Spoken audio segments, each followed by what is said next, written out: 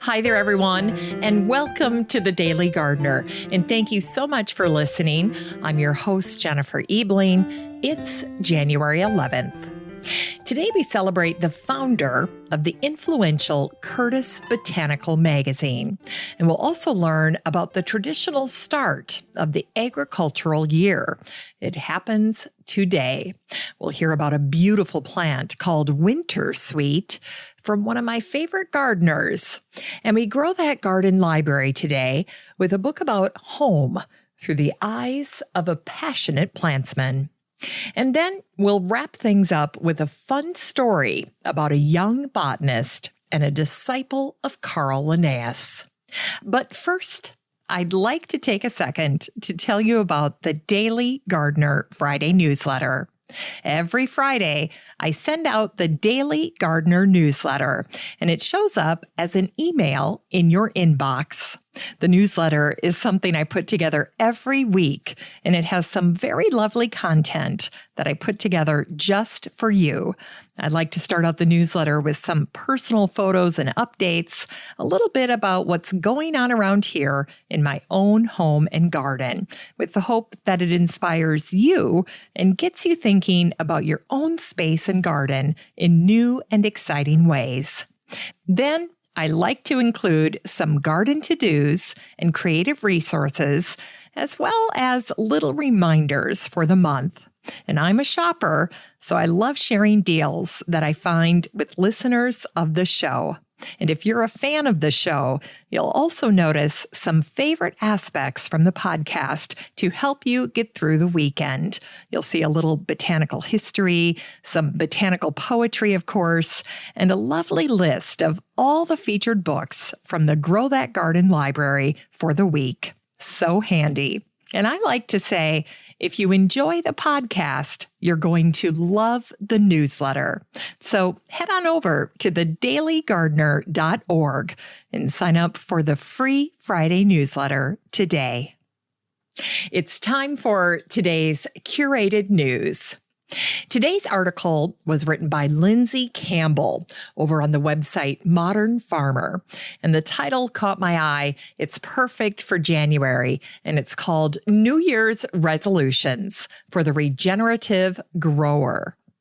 In this post, Lindsay challenges all of us to take a more mindful, environmentally friendly approach to your garden this year.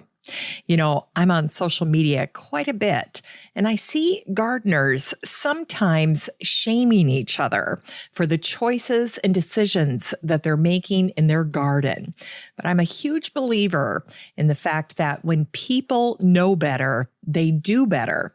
And everybody starts out not knowing much about gardening. You have to learn this. It's a skill. And so I love Lindsay's suggestion here that we try to be better. We try to do better in our gardens, being more mindful and environmentally friendly in whatever way that means. So just take a second and think about your current gardening practices. Maybe you're not going to spray anything this year. Maybe you're going to do a better job of using the water that comes onto your landscape. Or maybe you just need to spend more time quietly in your garden, observing the natural world so that you can learn more about it. Now, if you're looking for ideas on what you can do, I suggest you take a look at Lindsay's post, because what she did, and I thought this was so clever, is she went around and asked top gardeners from all around the world, what is your New Year's resolution for your garden in 2021? And I found them all to be very inspiring. Now, if you would like to check out Lindsay's post for yourself, and I hope that you do, just type the word resolutions in the Facebook group for the show. Just go to the search bar there, type in the word resolutions, and Lindsay's post will pop right up. And I do that so that you never have to search for links or take notes while you're trying to listen to the show, because you're probably doing something else as you're listening, which is totally cool. But just know that this post will be there waiting for you in the Facebook group. So the next time you're on Facebook, if you're not already in the group, just search for the words Daily Gardener Community, where you'd search for a friend and request to join. I'd love to meet you in the group. And then once you're there, you can search for the word resolution and read Lindsay's post and then make your own New Year's resolution for 2021. Here's today's brevities. Today is the birthday of the botanist, entomologist, and founder of the influential Curtis Botanical Magazine, William Curtis, who was born on this day, January 11th in 1746. William had started life as an apothecary, a pharmacist, but in short order, he discovered that it could not hold his interest. Sir James Edward Smith recalled that William loved being a naturalist more than working in the city. He wrote, "The apothecary was soon swallowed up in the botanist, and the shop exchanged for a garden." William was a founder of the Linnean Society, and he also authored a book about the botany of London called Flora Londiniensis. In 1779, William transformed his Lambeth garden into the London Botanic Garden. William wanted his garden to be a place where visitors could learn all about plants and their uses, not just for food, but in medicine and cooking as well. William at heart was a pragmatist, and when he heard from his visitors that they needed a resource to help them grow the plants that they were acquiring, William came up with the idea for his magazine. And so, on February 1st, 1787, the very first Curtis Botanical Magazine was published. William said it was for the ladies, gentlemen, and gardeners who wished to become scientifically acquainted with the plants they cultivate. Now, the Curtis Botanical Magazine made William wealthy, and he often remarked that it had brought him pudding and praise. As for the magazine, the reason it was so successful is that early on, William vowed to provide his readers with helpful illustrations. Hence, William brought in incredible artists like James Sowerby, and they helped ensure the magazine's success. In addition to his legacy left by his flora and his magazine, the genus Curtisia honors William Curtis. And today is the birthday of the American pioneer botanist, plant pathologist, and mycologist, Joseph Charles Arthur, who was born on this day, January 11th in 1850. Known for his work with a group of plant fungus known as rus, Joseph became the first department chair for botany and plant pathology at Purdue University. Joseph held the chair position for half a century. During his time at Purdue, Joseph built a repository of over 40,000 rust specimens. And although Joseph kept these rust specimens at Purdue, he felt that the collection belonged to him because he paid for them with his own personal funds. Despite Joseph's private investment, Purdue insisted that the collection belonged to the university. And so, in the middle of the night, Joseph packed up his entire herbarium, cabinets and all, and moved them into moving vans. And he brought the entire Arthur herbarium to his house. Well, after a long standoff, an agreement was reached, and Purdue paid Joseph $1,450, or about 3 cents per specimen, for the entire Arthur herbarium. Now, in addition to his work in botany, Joseph was a musician. And in 1902, in happier times at the university, Joseph wrote the music for a school song called Viva Purdue. And today it's official. The holidays are truly over. Today is Plough Monday.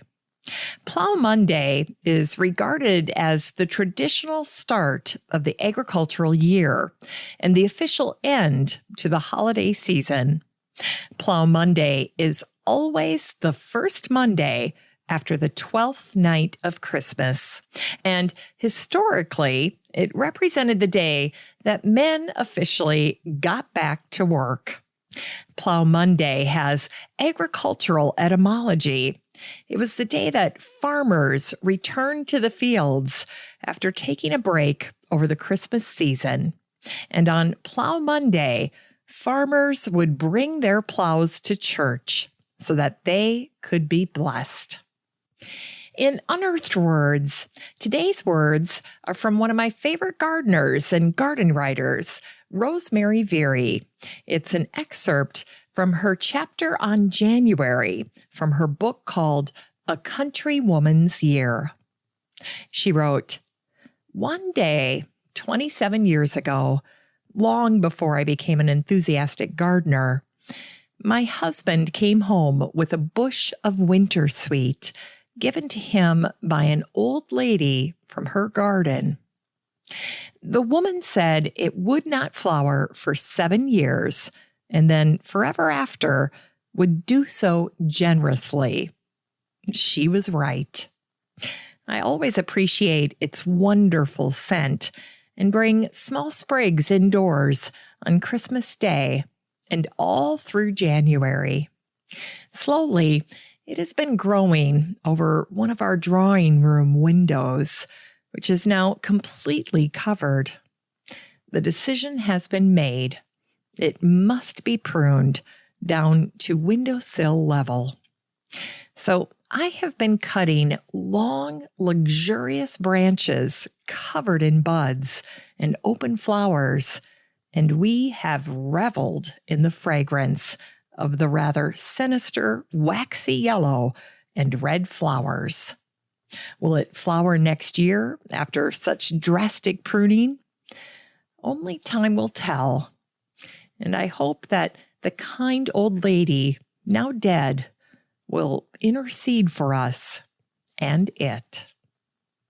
It's time to grow that garden library with today's book, A Place to Call Home by James Farmer. This book came out in 2017, and the subtitle is Timeless Southern Charm. In this book, interior and garden designer James Farmer of Perry, Georgia, takes us on a tour of 11 incredible Southern homes. Alongside the gorgeous photography, James shares charming personal stories. This is one of my favorite decorating books because James has such reverence for both home and garden. As a best-selling author of A Time to Plant, a James Farmer interior always incorporates natural and floral elements, layered with rugs, art, collections, and florals. James makes warm and inviting interiors. This book is 208 pages of beautiful interiors with timeless Southern charm, styled by a garden living and entertaining expert. You can get a copy of A Place to Call Home by James T. Farmer and support the show using the Amazon link in today's show notes for around $24. Finally, here's something sweet to revive the little botanic spark in your heart. Today is the birthday of the Swedish-speaking Finnish explorer, naturalist, botanist, and an apostle of Carl Linnaeus, Peter Forsskål, who was born on this day, January 11th, in 1732. Pieter was the naturalist on the Royal Danish expedition to Arabia. And during his short lifetime, Pieter identified a large number of species. Pieter's plant descriptions were thorough and detailed, showing his sensitivity to Arabic culture and language. But sadly, Pieter died of malaria in 1763 in Yemen. In fact, almost all the members of the expedition tragically died on this trip. And out of mourning for his young student, Linnaeus named Forskulia tenaciama to honor Pieter. Linnaeus said that this plant, a member of the non-stinging nettles genus, was as stubborn and persistent as Pieter himself. Thanks for listening to The Daily Gardener. And remember, for a happy, healthy life, garden every day. The Daily Gardener is produced in lovely Wyoming, Minnesota with the help of Paige Mance, Brooke Bierbaum, Kiana Rayleigh, Maddie Doyle, Natalie Decker, and Eric Begay. You can find The Daily Gardener on all your favorite social media. You can follow the show on Instagram, and listeners always have a standing invitation to join the free Facebook group for the show. Just search for Daily Gardener Community the next time you're on Facebook and request to join. All the stories and books that are featured on the show can be found over at thedailygardener.org, thedailygardener.org. And while you're there, be sure to sign up for my free Friday newsletter. Last but not least, you can share your own gardener greetings on the show by emailing me at jennifer@thedailygardener.org. I'm your host, Jennifer Ebling, and as always, have a great day in the garden, and we'll see you tomorrow.